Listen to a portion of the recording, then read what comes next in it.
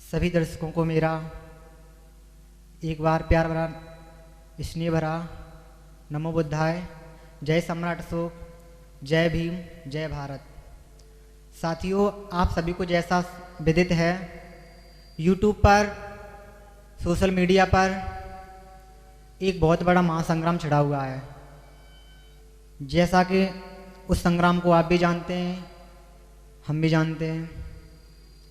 साथियों, जो ये संग्राम छिड़ा है, आप यह भी जानते हैं किस लिए छिड़ा है और किस लिए नहीं छिड़ा है। ये संग्राम बहन रजनी बौद्ध को मंच द्वारा कहे गए गलत अपशब्दों, माँ दुर्गा को वैश्य बताए जाने के लिए कुछ सनातन धर्म प्रेमियों को ये अच्छा नहीं लगा।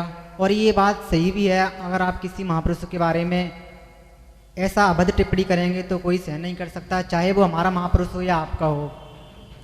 लेकिन मैं उन भाइयों से कहना चाहूँगा जिसने इन पर एक्शन लिया, और मैं उनसे पर्सनल नहीं कहना चाहता हूँ, मैं सभी से कहना चाहता हूँ, चाहे वो बुद्ध कथावाचक हो, चाहे वो सनातन धर्म प्रेमी हो, ये संग्राम बंद कर दीजिएगा। क्योंकि इस लड़ाई में कुछ भी नहीं रखा है, सिर्फ जन और धन की हानि के सिवाय।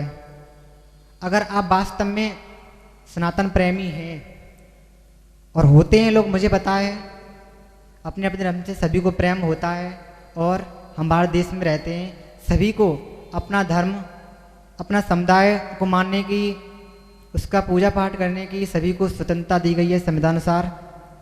तो मेरा कहना है कि आप किसी की आलोचना न करें। और मेरा कहना है कि जिन भाइयों ने और जिन बहनों ने बहन रजनी जी पर, भाई ओमवीर बौद्ध जी पर, जयदेव जी पर एक्शन लिया है, तो मैं उनसे ये कहना चाहता हूँ कि जिस प्रकार से आपने इन लोगों पर एक्शन लिया, कृपया करके आप, बहन रजनी जी ने तो कॉपी की है, जो भी उन्होंने अपशब्द कहे माँ दुर्गा को, भगवान राम को, जिसने भी जो कुछ कहा, उन लोगों ने सिर्फ ये कॉपी की है। वो कॉपी की है माननीय सम्माननीय ललई सिंह यादव जी के किताब सच्ची रहमत की चाबी से। तो मैं आप सभी से गुजारिश करना चाहूँगा, निवेदन करना चाहूँगा कि कृपया करके आप इस किताब पर भी एक्शन लीजिए, इस किताब को भारत देश से बंद करवा दीजिए। जब ये किताब माननीय ललई सिंह यादव जी ने लिखी, तो आप जैसे ही लोग सनातन धर्म प्रेमी और कुछ लोग सामने आए थे और उन पर केस किया गया। फिर सुप्रीम कोर्ट ने इस किताब को भारत में लॉन्च करने की अनुमति दे दी।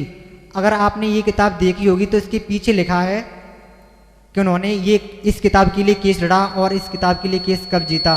तो मैं सभी से अपील करना चाहूँगा कि ये किताब भारत से बंद करवा दीजिएगा बहन। और लखनऊ में एक पत्रिका प्रकाशित होती है, यादव शक्ति पत्रिका, आप इस ऑफिस को भी बंद करवा दीजिए। क्योंकि बहन रजनी जी ने और जयदेव जी ने और भाई ओमवीर बौद्ध जी ने सिर्फ और सिर्फ इसकी कॉपी की है, सिर्फ और सिर्फ इसकी कॉपी। और अगर आपको एक्शन लेना है तो कृपया करके इन लोगों पर भी एक्शन लीजिए। सिद्धार्थ अचल यादव जी ऐसा ही बोलते हैं, आपके धर्म के खिलाफ बोलते हैं। और कुछ यादव भाई भी हैं जो यही बोलते हैं, मैंने नाम बता दिया, एक लालू प्रसाद यादव जी हैं, सिद्धार्थ अचल यादव जी हैं, अचल सिद्धार्थ यादव जी, माननीय ललई सिंह यादव जी। जब इन्होंने इन पर एक्शन लिया तभी बहन रजनी जी ने उसी किताब की कॉपी की है। और मैं कहना चाहूँगा कि बहन ये तीर तलवारें बंद कर दीजिए। क्योंकि इसमें सिर्फ और सिर्फ मैं एक बार फिर कहना चाहूँगा, जन धन की हानि है और इसमें कुछ नहीं है। ये तीर तलवारें तब अच्छी लगती हैं जब आप लोगों ने देखा होगा, अभी हाथरस में कांड हुआ था, बहन मनीषा के साथ बलात्कार किया गया, दुराचार किया गया, यहाँ तक कि उनकी जीभ काटी गई, रीढ़ की हड्डी तोड़ी गई। तो मैं आप सभी से ये गुजारिश करना चाहूँगा, ये तीर तलवारें आप अगर उन चारों दरिंदों को दिखाती तो मुझे बहुत अच्छा लगता कि वास्तव में आप लोग उस बहन के लिए कुछ करना चाहते हैं। तो मैं ज़्यादा ना बोलते हुए, एक रामचरितमानस में एक दोहा है जो तुलसीदास जी ने लिखा है। उसमें लिखा है कि पूजें विप्र सकल गुण हीना, पूजे न शुद्र वेद प्रवीणा। बहुत अच्छी बात है, ये लिखा है। इसी ग्रंथ से पता चल जाता है कि समाज में वास्तव में कैसे रहना है, कैसे नहीं रहना है। अगर आप लोगों को इस दोहे का अर्थ पता हो तो आप भी जान जाएंगे कि रामचरितमानस में क्या लिखा है। एक दोहा और लिखा है, ढोल गवार शूद्र पसनारी, सकल तारणा की अधिकारी। आपको इसका भी अर्थ पता हो जाएगा, पता होगा, मुझे आशा भी है।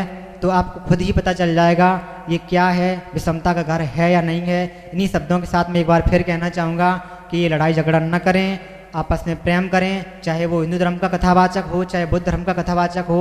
इन्हीं शब्दों के साथ मैं आपके बीच में अभी सम्राट, नमो बुद्धाय, जय सम्राट अशोक, जय भीम, जय भारत।